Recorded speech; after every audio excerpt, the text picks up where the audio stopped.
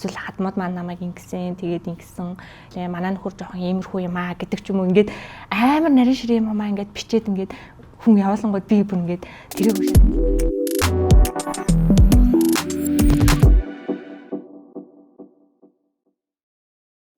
Сайн байцгаана уу? Намайг Одно гэдэг. Нийгмийн ажилтан мэргэжилтэй 2 хүүхдийн ээж. Одоогоор хүүхэд асрах чөлөөтэй гэртээ хүүхдүүдэд хардаг. Тэгээ энэ хугацаанд бас ээжийн амьдрал өдөр тутмынхаа үйл явдлаар жижигхэн контент хийгээд Instagram болон Facebook дээр постлаад харуулад явдаг. Би болохоор контент яг бүр хийж эхэлсэн гэдэг юм бол би нөгөө ажиллаа хийдэг байхдаа одоо нөгөө өөрийнхөө яг ажилтай холбоотойгоор пост орч байд юм уу жижигхэн видео шторк энтер хийх хэрэг гараад тэгээ нөгөө манай байгууллага яг хуу график энтер гэх хүмүүс байгаа л да. Тэгтээ нөгөө яг миний ажлыг мэдгүй шүү дээ. Тэгэнгүүт нөгөө тэр хүмүүст ингээд текст юмаа бэлдэж өгөөд өөрийнхөө санааг хэлээд юмаа хийлгээгээд тэгэнгүүт нөгөө удах ч юм уу нэг тиймэрхүү асуудлууд ер нь нэлээд гардаг байсан.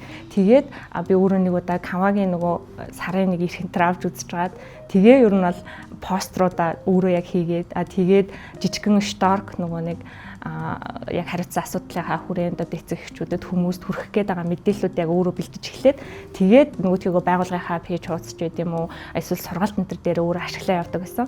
Тэгээд анх ер нь бол би энийг хийж чадах юм биш тэгээд дээрэс нь би тэрэнд аягүй дуртай. Тэгээд яг ажиллаад тарчаад шууд одоо юу гэдэг гэртээ харьсан ч байсан нэг 2 цаг ч юм уу цаг гарна ч юм уу маргаашхаа ажилд хэрэглэх юм хүмүүс ингээд өөрөө суугаад хийгээд тэрэндээ аягүй кафе дуртай байдаг гэсэн байхгүй юу. Тэгээ яг декретээ аваад хүүхдээ тэгээ хараа гэртээ байх хугацаанд охиноо нэг 3 сар гарантай 4 сар мартаахт жил гарангийн өмнөөс л яг сошиал дээр идэвхтэй бичлэг одоо рил оруулж гисэн байхгүй. Тэгээд тэрнээс өмнө болохоор би ерөөсөө сошиал дээр ямар ч идэвхгүй бараг нэг 200 л найзтай тэгээл пост зураг мургаач оруулдаггүй нэг тиймэрдүү байсан. Тэгээд анх яагаад хийх болсон бэ гэхээр ер нь нэг тийм гэртээ яг ингээл хүүхдээ хараад тэгээл тэр 100 байсан болохоор бас нөгөө том хүмүүс маань хичээл авахгүй. Тэгээл ингээл өдөртөө гуруулаа. Тэгээл аавгаа ирж гэнүү гэж асуун. Тэгээл ер нь нэг тийм хүний мөрөөс олоод ч гэх юм уу нэг л тиймэрхүү байгаад байсан. Тэгээд ер нь ингээд яагаад хөрхөн өдөр тутмынхаа хүчлээ юм хумаар цаашаал дээр ер нь жоох идэвхтэй ээж болохгүй гэж бодоод тэгээд анх нэг хөнгөн нэг жижиг сажигл рил одоо охинтойгоо хийж байгаа одоо гадаа гарах тохиолддог хөгжилтэй явдлууд ч гэдэм үү нэг юм байна да. Эсвэл хүүгийнхаа ирсэн хөрхөн одоо яриа энтрийг ингээд одоо бичлэг хийгээд тэгээд тэндээсээ хөрхөн ингээд хэсэг энтрүүдийг нь оруулаад ч юм уу анх бол яг тэгжэл хэлжсэн. Тэгээл яг тууштай заримдаа бас нэг хайхтар тогтмол биш ч гэсэн нэг өдөртөө 7 хоногт нэг 2-3 удаа бичлэгүүд оруулаад тэгээд явсараагаад бас хөрхөн нөгөө үздэг хүмүүс энтертэй болж эхлэв. Тэгээд тэрэндээ бас ингээд жоохон урамшаад тэгээ над руу бас нөгөө хүмүүс холбогдоод чатаар юм хүм асуугаал энэ яад юм бол эсвэл ядчил зүгээр энийг хаанаас авсан бэ энтер гэл тэгэнгүүт би ингээд нэг хүмүүстэй бас харилцаа холбоо айгуу гоё тогтоогоод ингэж байгаа маань надад өөрт маань айгуу хөрхөн санагдал. Тэгээл ер нь бол бичлэгүүдээ идэвхтэй хийж эхлэв. Дуртай учраас нэг тийм амар нөгөө ажил болгож юм уу эсвэл ингээл айгүй их цаг энтер гаргаж зарцуулж бүр ингээл тэгж хийдэггүй. Тэгээ би одоо нөгөө бичлэгүүдээ зүгээр л утсан дээрээ түрсээ аваад тэрийг утсан дээрээ капкат дээр эдитлээл тэгэл хоол амш өөр арт нь хоолоо амшаач юм ингээд ер нь бол гайгүй явцдаг болохоор нэг түүртэд бол байдаггүй жоохон хэцүү байдаг юмнууд гэвэл яг нөгөө зарим ингээ хүмүүсээс бас жоохон сүрэг сэтгэл ч юм уу бас ирдэг тэрэн дээр жоохон сонир санагддаг гэхдээ яг нөгөө нэг миний хийж байгаа одоо контентын маань төрөл нэг айхтар тийм нөгөө шүүмж дагуулгаар гэх юм уу тийм биш би одоо зүгээр л нөгөө хүүхдтэйгээ гэр бүлийн талаар нэг тиймэрдүү контент учраас бас нөгөө харцангуй одоо тийм сүрх ч юм уу айхтар нэг тийм муухай зуухагаар хилээд байх юмнууд бол гайгүй л байдیں۔ Тэгээд сая нөгөө нэг өнгөрсөн 8 сард би 30 хоногт 3 сая төгрөг хоримтлуулах одоо тийм зорилго тавиад өөрөө 8 сарын 1-ээс 8 сарын 30 хүртэл яг тийм цувралаар бүр яг өдрөө нөгөө нэг видео олгоод тэгээд яг өдөрт нь оруулаад явсан. Тэгээд тэр бол надад бүр нэлээд хэцүү байсан. Яагаад вэ гэхээр нөгөө өдөржингөө ямар нэг юм хийж байгаа шүү дээ. Тэгчээд тэрийгээ оройн нь би яг нөгөө янзлаад эвлүүлээд сошиал дээр оруулаад тэгээд эхлээд бол яг ингээ гайгүй хичээгээд яваа. Тэгээд сүүл рүүгээ нэг 10 эддэг хоног дээр ингээд мэдээж ядарч байгаа шүү дээ. Тэгээд орой бичлэгээ янзлаад ингээл тэгсэрэл бараг 3-4 мөр болоод дуустай. Тэгэл би бараг үүрээр шахуу ингээ оруулаад тэгэл ингээд унтахтай айгу баг цаг унтаал тэгэл маргааш өглөө дахиад нэг юм хийн ингээл ингээд яваад тэгээ тэр маань надад бүр амар хэцүү санагдаад. Гэхдээ би яг ардны гашныхаа дараа болохоор юу гэж бодсон бэ гэхээр за энэ бас өөрөөрөө нэг жоохон хальт бахархах мэдрэмж төрөөд голоор нь надад ингээд хаяад унтчмаар ч юм уу заас энийг маргааш идэвхлэхэл маргааш өдөр оруулчих даа гэсэн бодлоод амар их төрсөн ч гэсэн би за үгүй би ингээл яг өдөртөө л оруулна гэл тэгэл анханасаа ингээ явцсан тэнгууд нөгөө өнөөдрөөс тэгээ болчхоор миний өмнөх өдрүүдийн амар хичээл зүтгэл юу нь яах болж байна гэж бодоод тэгэл одоо болмоор байсан ч гэсэн болохгүйгээр тэгэл хийгээл тэгээд энэ ч ямар би насан туршдаа тэгж байгаа шүү дээ. Тэгээд хамгийн гол энэ чинь чаленж гэдэг чинь юу вэ? Сорилт. Тэгээд би энэ сорилтыг өөрөө эхлүүлсэн. Тийм юм чи. Энийний хаяг арт нь ингээд яаччихсан гарыг тэгээд сорилт дуусна. Тэгээд дуусныхаа дараа ингээ ямар нэгэн гоё юм би эндээс бас сурсан эсвэл ингээ хүрцэн олж мэдсэн л байж таараа. Тэгэл өөрийгөө сайхан зоригжуулаад ер нь бол явж байсан. Тэгээд тэр 30 хоногийн үйл айгүй хэцүү байсан. Тэгээд бараг л нөгөө айгүй л түүртэхгүй бичлэмжлэгээ янзлдаг хүн чи бараг тэрэндээ түүртэй ёо игээд өнөөдөр зүгээр шууд унтчихсан сантар гэсэн бодлоод орж ирэл нэг тиймэрхүү байдаг гэсэн. Тэгээд тэр бол болоод тусаад тэгээд надаас айгүй гоё өрөөгөөжүүдээ зөндөө юм сургасан. Яагаад 30 хоногт 3 сая гэдгсэн бэ гэхээр яг 8 сард нөгөө нэг надад ер нь санхүүгийн хувьд ер нь айгүй тийм асуудалтайсан байхгүй юу. Тэгээд яаж шийдэх вэ гэж гал олсон. Тэгээд тэрнээс энийг би ерөөсө контент гэж хараагүй байхгүй юу.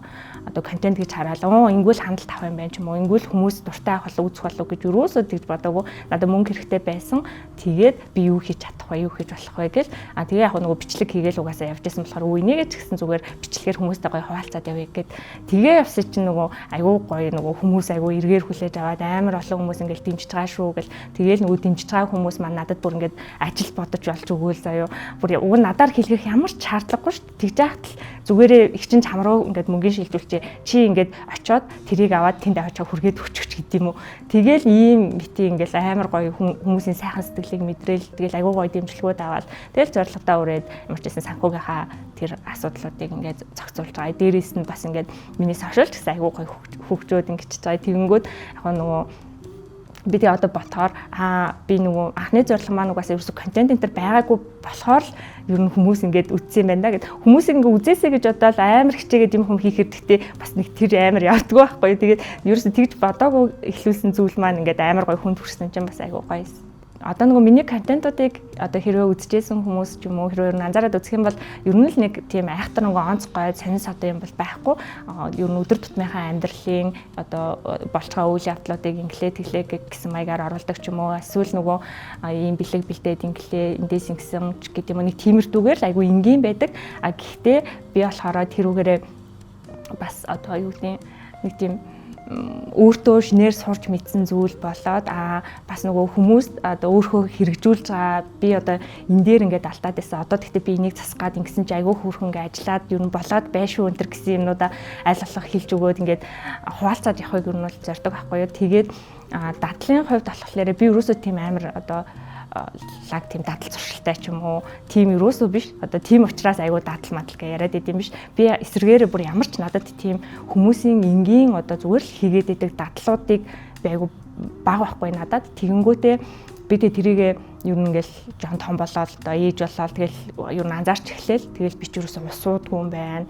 Би чи ийм витамин ерөөсөө ингэж бүтэн одоо нэг сар уух хэвээр ямиг бол би нэг юу гэдэг жирэмснийхаа витаминыг хүртэл би нэг талд нь 7 хоног 10 хоног 14 хоног ихтэй ингээл нэг сэрүүлэг мэрүүлэг юм хом тавьж уужгаал тэгэл голоос нь хайчдаг. Би антибиотик ч юу нь бол ингээд багасаа ингээд бодонгод бүтэн ерөөсөө уухгүй тал дутуу хайдаг майдаг гэдэг. Тэгээд эн чинь юу нь бол амар асуудал штэ. Тэгээд ийм энгийн жижигхэн зүйлүүд дээр би ерөөсөө дадал хөвшүүлж чадаагүй. Эднэрийг ингэж одоо хийхгүй байснараа одоо миний эрүүл мэндэд учрах нөлөөллүүд нь юу вэ? Ер нь тэгэл санхүү, боловсрол ер нь ингээл бүх юм л ерөөсөө дадалтай холбогдох юм байна гэж бодоод тэгээд би эднэрийгээ засгаж айгүй хичээгээд одоо үнэхээр яг хичээж одоо эднэрийг бий болох гэдэг байгаа байхгүй юу. Одоо нөгөө ус уухын тулд би амар том сав бүр ингээд чирж аваад авч явдаг. Тэгээд тэрэндээ ингээд ус хийчээд тэрийгээ ингээд сорвуулаар цагаар уугаад гэдэг ч юм уу. Гэртээ байх хугацаанд тэгдэг ч юм уу. Энд чинь уг нь гэхдээ ингийн л зүйл шүү дээ. Тэгэхгүй л би тэгтээ тэрийг уухгүй байхгүй яг санаагаар очиод ус уучих юм уу. Тэгээд энийг би бас яагаад ингээд бүр амар хэрэгжүүлэх гээл ингээд өөртөө шаардлага тавиад ингээд байгаа нь ямар ч үстэй вэ гэхээр нөгөө би ч одоо бага насны 2 хүүхэдтэй. Тэгээд одоо манай хүү 7 настай байхгүй. Тэгээд хүүхдээ ингээл анзаарах ч ерөөсөө яг миний л тойл байгаа байхгүй бидний л битэрийн хаалт тэгэнгүүт би яг энэ чигээрээ ийм байх юм бол миний хүүч гэсэн яг л ийм болох юм байна. Нөгөө нэг ийм тан ийм хомыг тогтмол цагаар ууж чаддггүй, өглөөний цай уудаггүй, тэгээд одоо ус мус уудаггүй ч юм уу тэгээд том болоод одоо над шиг ингээл одоо ийм энгийн зүйлсийг ингээд сурах гал одоо юу гэдэг хичээж яхаар энийг ч дадалж өрөөсөл багасаа тэгээд дээрэс нэг тийм амар ч том зүйл өрөөсөө байг чалбгүй заавал тэр өглөө 4 цагт босоод яадаг чинь гүүгээл ингээл тэгэл тийм юмыг бол одоо хүсээгүй шүү дээ мэдээж тэгж чадчихвал сайн гэхдээ зүгээр л нөгөө өдөр тутмынхаа шингийн юмаа сайхан хэмжээндээ таруулаад уучдаг өглөө цайгаа уучдаг ийм витамин ууж гавал тэрийгэ тогтмол цагаар уучдаг ч юм уу ийм зүйлүүдийг л хүн өрөөсөө одоо тэр багасаа ингээд хийгээ сураад ингэсэн байхад айгу хэрэгтэй юм байна гэдэг би бүр яг өөр дээрээ ингээл мэдрээл тэгэл энийг чинь бас тэгтээ ярихад амархан одоо харахад сонсоход энэ чинь айгу амархан үйлдэл штэ гэж байгаа юм шиг мөртлөө цагаадлаад ирээд хий гэхээр хүн бас хийдэггүй айгу хэцүү тийм байгаад тэгэнгүүт би за одоо ингэж хичээж энийг би өөрөө өөрчилж засчээж хүүхэд маань ингээд энийг бас ийм дадалтай тийм хүн болох юм байна. Тэгэл одоо яг л нөгөө нэг том болоод одоо энэ иймэрхүү жижиг сажиг зүйлүүдийг анханасаа ингээд дадлуулгаад явуул тэгээ том болоод амар шүү дээ. Яд чи нэг 5 минут өдөрт нэг 5 минут юм уншчихдаг байлаа гэхэд чи энэ айгүй том одоо дадал үстэй тий. Тэгээд боловсралт хэрэгтэй байх нь эрүүл мэндэд нь хэрэгтэй байх нь тэгэл ерөөсөө за энэ бол хүүхдэд хөрөнгө оруулалт хөрөнгө оруулалт юм байна. Би одоо юу гэдэг айхтар хувийн сургууль сургаад эсвэл одоо тий хатгаламжинд нь хэдэн 100 мянган төгрөг байнгын хатгалаад ингэж чадахгүй одоо чадахгүй байна. Тэгээ тийм юм чинь би юу одоо өгч чадах юм? Би зүгээр амар тийм эрүүл зөв дадалтай тэгээд одоо зөв хандлагатай ч юм уу тий ийм л байлгачих юм бол тэгээд бусдын энэ хүүхэд өөрөө ингээд аяндаа тэр миний өвч чадаагүй зүйлийг бол айгүй амархан зовхгүйгээр олчиж болох юм байна. Магадгүй би одоо айгүй сайн сургуульд хэдэн зуун саяар ч юм уу хэдэн одоо юугаар ингээд төлбөрийн төлөөд явуулаад байдаг. Тэгэнгүүтлээ өөр яа ингээл мөнгө хатгалаа лээдэг тий хөдөлмөрлөл би хөдөлмөрлж ийн гэж хүүхдэд цаг гарахгүйгээр ингээ яваад байдаг. Тэгчингүүтлээ бусад одоо энэ жижиг сажиг зүйлийг заас эднэр бол яах вэ? Тэгээд аяндаа болсондоо өнтер гэд хайцсан ч юм уу тий. Тэгэх юм бол одоо баг эсрэгээрээ байгаад байгаа байхгүй. Энийг эзэмшээгүйгээрээ ийм дадалгүй, тийм хандлагагүй хүн одоо би болгосноос илүү ингэх юм бол эсрэгээрээ манай хүүхэд баг угаасаа том болоод өөрөө тэр миний өгч чадаагүй зүйлийг бол амар амархан болоод аваад эзэмшээд ингээ явчих боломжтой юм гээд. Ер нь өглөөний цайл юм уу да. Би бол одоо тэгж бодоод идэв шүү дээ. Одоо ингээд манай нөхөр бас тийм өглөө юм иддэггүй байсан. Би бас өглөө юм иддэггүй. Гэхдээ бид хоёр одоо ер нь ярилцаад юу гэж шийдсэн бэ гэхээр одоо өглөөний цай бол ерөөсөө л айгүй чухал. Тэгээд өглөө ерөөсөө цайгаа угаа гардаг бай гээл нөгөө 20 дахь төрхөөс өмнө ингээд нөгөө хоёлаа битээр ажилтаа тэгэл хүүгээ цэцэрлэгт нөгөө тэг ямар ч гэсэн цайгаа уудаг бай. Тэрийг болохоор битээр яг юун дээрээ мэдэрчсэн бэ гэхээр нэг юм ажлын бүтээмжин дээр ч гэсэн ингээд айгүй мэдрээд өглөө цаймаагаа угаа гарахаар ингээд сэтгэл санаа ч гэсэн айгүй гоё. Тэгээд ажил дээр очихоор нэг тийм өдрийн цай хүртэл нэг хайхтар үлсч мөсөөд байхгүй ч байт юм уу. Тэгээд цайгаа уухгүй гарчгаар л өсөөл тэгэл юм идэх яах вэ ийх үгүй цайны цаг болоогүй байхад л ингээл интервьюер гаргах ч юм уу эсвэл ингээд байгаад идэг.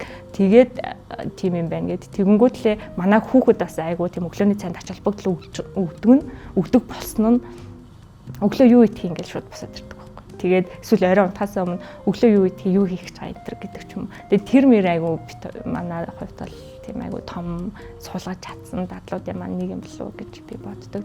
Яг амьдрал юм чинь ингээд том жижиг янз бүрийн асуудлууд бол угаасаа тулгардаг. Тэгэл ажлын хувьд яг амьдралын хувьд ч юм уу тэгэл хосын харилцаан дээр ч юм уу ингээд янз бүрийн юмнууд л болдог. Тэгээд би энийг болохоор тэгээд юу яд ш. Ер нь нэг амар эхлээд бол яг хав ингээд одоо яагаад ингэж юу өнтер гэдэг айгу боддог байсан юм шиг хадаад одоо сүүлээд болохоор би за гэдэг аль болох яг ингээд тайвнаар яг тэрийг хүлээж авахыг ер нь бол хичээдэг болсон. Хэцүү зүйл болсон ч гэсэн за ямар ч хэцүү юм болчлоо ингэчлээ дээ. Тэгээд тэрийг хүлээж аваад тэгээд одоо уйлаад тэгээд тэрийгээ ингээд нэг тийм нэг амар тэмцэхгүйгээр тэг би энийг болохоор төрөлттэйгээ дандаа холбож боддог байхгүй юу. Нэг төрхийн өвдөлт айгүй амар хэцүү байдаг штэ. Тэгээд би нөгөө том хүү дээрээ болохоор бүр ингээд өөргөө яг баг хөх гэж энэ гэж бодоод тэр том хүү дээр би ч угаас бас жоохон байлаа. Тэгээд дөнгөж ингээд их сургуулаа төгссөн. Тэгээл ажил энэ хийж үзээгүү. Тэгээд Тэгэл шууд ингээд ээжилж байгаа байхгүй хөтөлөө. Тэгээ ингээд нөгөө төрхийн өвдөлтийг би бүр амар тэмцэжсэн байхгүй тэр үед. Тэгээ тэр үед надад юм чи юу гэж хэлжсэн бэ гэхээр наадах чи туулаад авт юм аа миний хүү одоо чи 1000 амар ойрлоод 1000 одоо уйлж унжаад эсвэл өглөө ч юм уу те зовж ийн энтер гээд энд ингээд одоо ямар ч наа чи ажиллахгүй нөлөөлөхгүй одоо наад чинь зүгээр жамаараа болцгоо тийм чи зүгээр наадгаа сайхан хүлээж аваад наад амьсгалаа зөв аваад ч гэдэм үү зөв гаргаад ингээд хүлээгээд авчих юм бол наадгаа илүү амархан давнаа тэгээд тайван бай тайвшир ер нь бол ингээд хэцүү юм дээр тайван байдэн штэ энэ гэл тэр юм чи намайг ингээд амар тэгж тайвшруулж байсан байхгүй тэгээд би ингээл ингэж өвдөх ясгүй юм ч тэр яаж ийна баг ингээл ямар амар юм бэ гэж бодчихвол тэгээд нөгөө эн чи бүгэнд ороод ингээд жоохон тавьшраад амьсгалаа аваад тэгээд ямар ч байсан төрөөд тэд би төрснийхаа дараа юу гэж бодчихсан бэхээр тийм юм байна таваад гарт юм байна тэгээд хэцүү зүйлийг чинь амар ингээл надаас шалтгааллахгүй ч юм уу үнэхээр одоо ингээд тохиолдож байгаа болж байгаа юм чи амар тэмцээл үгүй ээ энэ яагаад болчих вэ надад ийм тохиолдох ёсгүй ч юм уу ингэж хүлээж авахаас илүү ер нь хүн амар тайван байх хэрэгтэй юм байна. Тэгээд арай илүү бодтоор хандах хэрэгтэй юм байна. Тэгээд юу хийж чадах юм юу хийж чадахгүй энэ тэрийгээ бас мэддэг байх хэрэгтэй юм байна гэдэг. Яг тэрэн дээрээс яг тийм ойлголт авч ирсэн болохоор ер нь ингээд амьдралд одоо ингээд янз бүрийн болоход бол илүү тайван байхыг л хичээдэг. Тэгээд яг бодтоор нь хүлээж аваад аль болох өөрийгөө сонсоол тэгээд за уйлаал хэцүү байгаа. За өстэй айгүй навшин болчлоо одоо тэгээд одоо яах вэ тэгэл хэцүү байлаа. Тэгээд одоо энийг ингээд даваад гарандаа угаасаа л ингээд амьдрал үргэлжилдэг давдаг энэ гэж бодоол. Тэгээд ер нь бол өнгөрөөдөг. Тэгээд ер нь бол одоо би сэтгэл хөдлөл нэлээд өндөртэй байхгүй юу? Амархан уйлж мэлдэг ч юм уу. Тэгээд амархан уйлдаг тэгэнгүүтлээ ингээд амар түгшимтгий одоо нэлээ ер нь баг хэвэн хүмүүсээс илүү би бол өөрийгөө түгшимтгий гэж боддгийн. Тэгээ манай нөхөр бас хэлтгэлтэй ингээд чи ингээд санаа зовхгүй юм дээр амар санаа зовх юм болоогүй юмыг ингээд амар ингээд ургуулж бодоол одоо ингэчлээ одоо тэгчлээ гэл ингээд твдүүлээд ингэдэг. Тэгээд ингээд яавал гэжтэй тэхгүй штэ заавал тийм муу байх албагүй штэ заавал тийм муу юм болохгүй штэ одоо ингээд жоохон тайвшралтай жоохон ингээд наатайгаа даралтай антар гэдэг байхгүй юу. Тэгээд би нөгөө амар тийм төвшмтгий ер нь жоохон их санаа зовмтгой юм хомыг дандаа хүндрүүлж бодвол яна ингэчүүл одоо яна за ингэчүүл ингэчих юм болов бали ч юм уу ер нь юмд жоохон тэгж хандах гэдэг.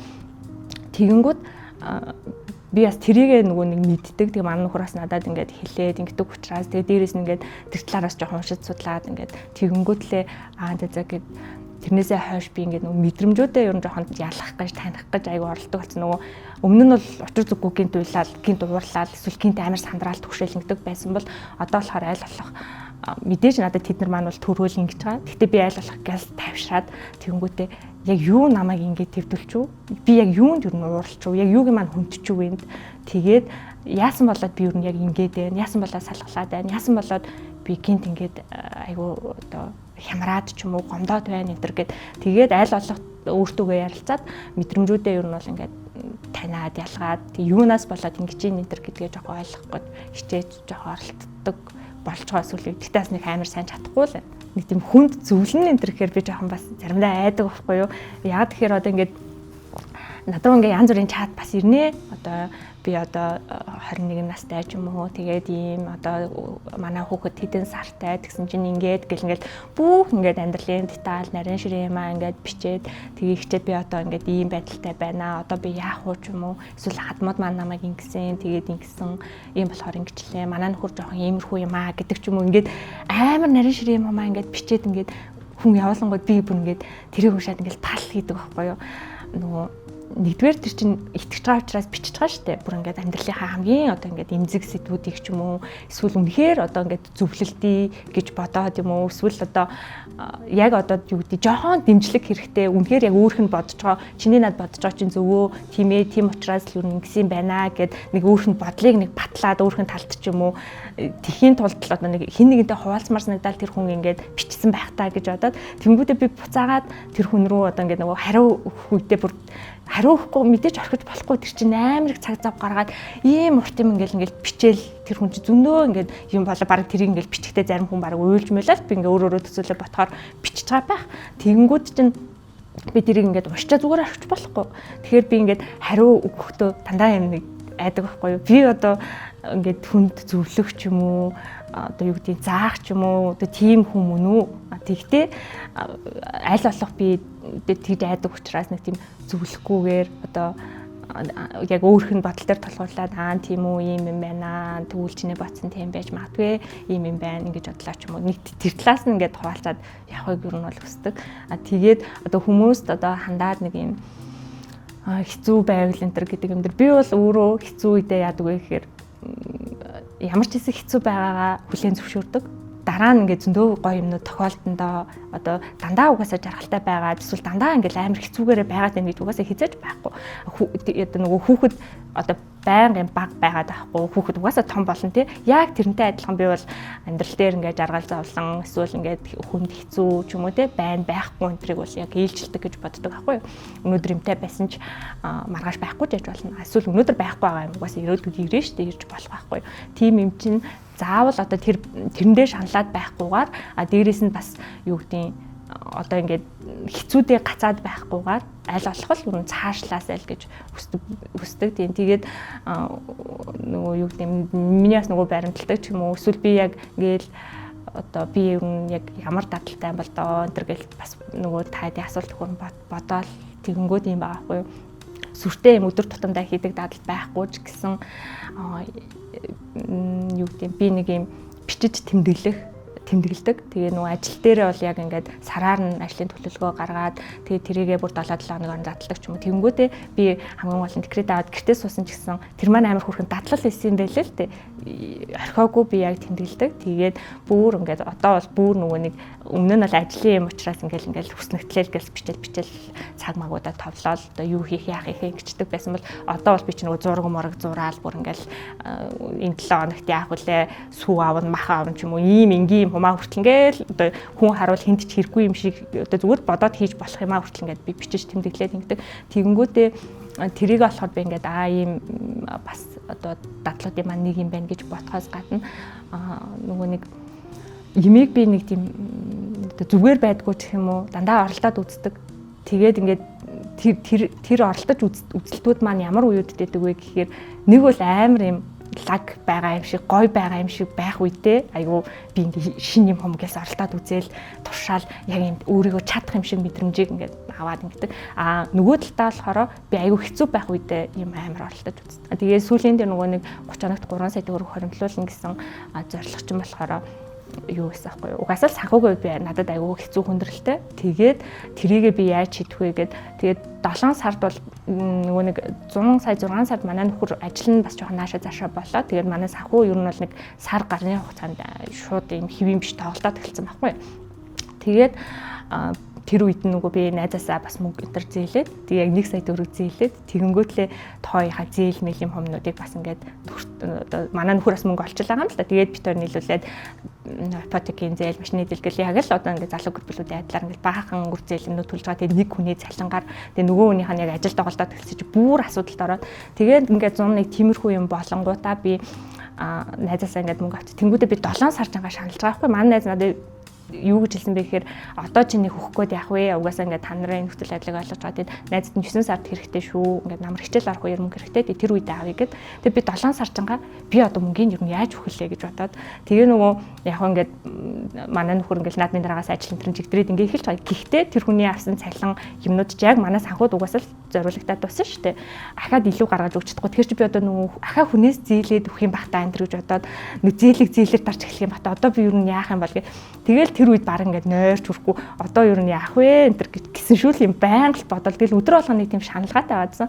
Тэгээ би яг 8 сарын 1-нд болохоор бас яг л тэрүүгээр ингээд одоо яана энэ санхүүгийнхаа асуудлыг гэж бодож сэрэл тэнгуүтэ за ер нь хідэн төгрөг олж ээж би энэ асуудлыг айгуугаа шийдэх юм байна гэд. Тэгээ яг өглөө босоод би бичсэн байхгүй юу. Бичээд тэгээ ингээд бичээд чинь нэг 2 сая гаруй төгрөгтэй болчих юм бол ер нь манайх айгуу дажиг болчих гээд шүү. Жижиг сажиг үрзэлээ дараа тэгээ би нөгөө найзаасаа зэлсэн сая энэ өгөөд тэгэнгүүт нь би за манай нөхөр ажиллаа гэдэг цалингаа аваад тэрүүгээр энэ сар одоо нөгөө бүх болгодог юмнуудаа болгоноос би ямар ч гэсэн энэ сард 3 сая төгрөг олно. Тэгээ би 3 сая төгрөгөөрөө яг энэ асуудлуудыг шийдээд тэгээд амар гой санхүүгийн асуудалгүй болно доо гэд надад амар хэцүү байсан үедээ би яг нэг тийм шийдвэр гаргаад тэгээд тэрийг эхлэе. Тэгэл би яг бас зорилготой хүрсэн ч гэдэг юм уу. Тэгээд ботхоор юм хэцүү байгаа үедээ ямар нэг юм бас зориглоод хийгээд дээрээс нь одоо өөртөө ер нь бол итгээд үзүүл гэж боддог. Тэгээд ер нь амар тийм одоо юу гэдэг өөртөө айгүй итгэлтэй тий чадаад байна болоод байна гэж бодсон үедээ ч тэр эсвэл ер нь болохгүй байна да хэцүү байна да гэж бодсон үед ч тэр хүн ер нь амар өөртөө л итгэж өөртөө л найдах гэх юм уу нэг тулсан газар угаасаа л тийм штэ.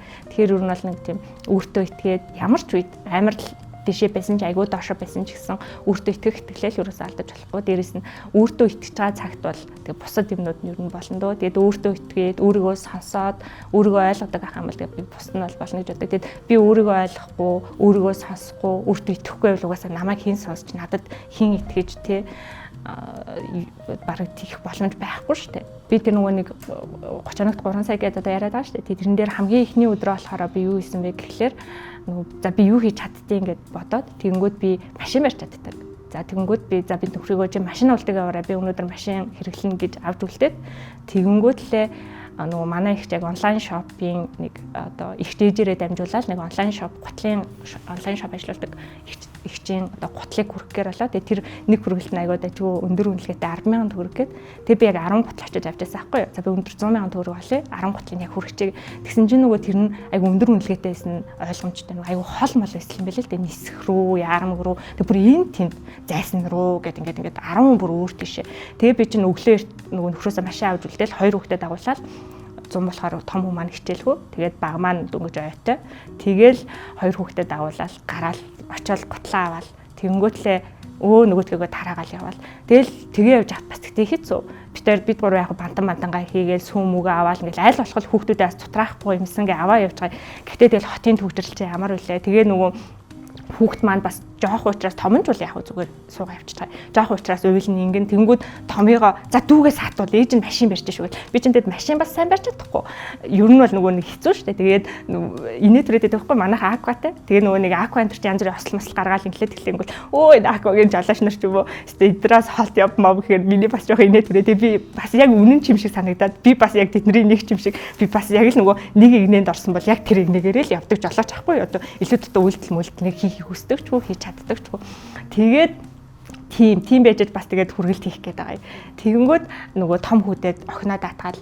За чи ингээд нөгөө охиноо карсетэн дээр нь суулгаад хүүгээ хажид нь суулгаад за чи дүүг уулах юм сүүгээ нөгөө шүү гэл.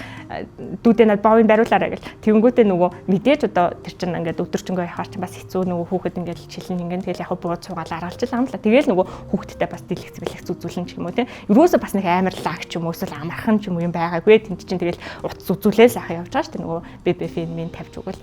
Тэгээ ингээд явжгаад бид гурав бол яг өөртөө 7 үргэлт өгсөн байдیں۔ Тэр өдөр тэгээ яг нөгөө нөхрийн ажил тараад нөхөр яг бид гурав дээр ирээд тэгээд үлдсэн гурвыгаа ёо нэг ингээд санаа амраа. Тэгээд тэр үед бол би тэр өдөр юу мэдэрсэн бэ гэхэд миний ингээд бүх мэдрэхүй яг зэрэг ажил жолоо барьж байгаа. Тэгээ ингээ хүүхдээс нь үздэг. Дээрээс нь би нэг хүнтэй яриад хаяг маягийн асуугаад би хаана очиж юу яаж хөрөж хүлээ энэ төр гэл ингээл тарих ажиллаад тэгэл ингээд яг нөхрөтөөгөө уулзах мөчөд ингээл бүр би маань ингээл амар сулраал нэг амар гоё тайвширлын мэдрэмж аваад би амьдралтаа баг анх удаа л нэг тийм ёо ямар гоё юм бэ гэж бидний санаа амрах гэдэг чинь энийг гэлт юм бэ штэ энэ төр гисэн юг яг тэгж авчихсан. Тэгээд анх тэгж одоо хүргэлт хийгээд ч юм уу. Тэгэл нөгөө хоёр хүүхдээ хүний гутлыг бариад хүүгээ хөтлөөл охиноо үүр хүчинтэй үүрэл орж байгаа. Тэгээд яг зүгээр нэг эмийн сан дэлгүүр мэлгүүр ч юм уу шууд ингээд ороод өччих боломжтой юу бол хоёр хүүхдээ машинд үлдээгээ зам дээр тэр чинь ч гэсэн бас тэгтээ эрсдэлтэй шүү дээ. Би ч өөрөө нөгөө хүүхдийг ирэх хамгаал ингэж болохгүй тэгж болохгүй энэ төр гэдэг юм ярьдаг мөртлөө бас тийм амар эрсдэлтэй юм хийгээл явж байгаа байхгүй.